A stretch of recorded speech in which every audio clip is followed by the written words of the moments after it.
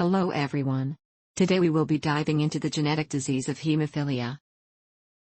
Hemophilia is a medical condition that reduces the ability of blood to clot and can lead to an excess amount of bleeding, even from a small wound, such as Queen Victoria's son Leopold, who died at age 30 after a fall.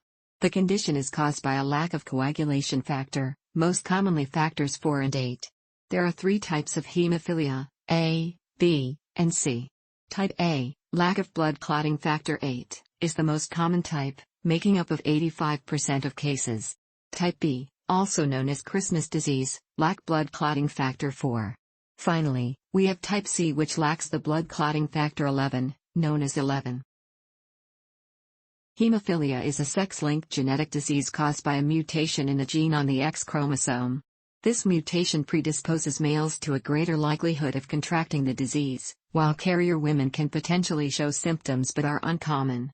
It is extremely rare for females to have hemophilia, as her mother must be a carrier of the gene and her father must have hemophilia. Roughly 1/3 of the babies that develop the disease are the first in their family history of having the disease through random mutation. If you'll direct your attention to the graphic on the right side of the slide, you will see that the father does not have hemophilia while the mother is a carrier of the hemophilia gene. After completing a monohybrid test cross for the hemophilia gene, it can be observed that there is a 50% chance the sons will have hemophilia and a 50% chance the daughters will be a carrier of the hemophilia gene. To give some perspective on how long doctors have known about this disease, we put together a timeline. In 1803, Dr. John Conrad Otto first discovered hemophilia as a disease.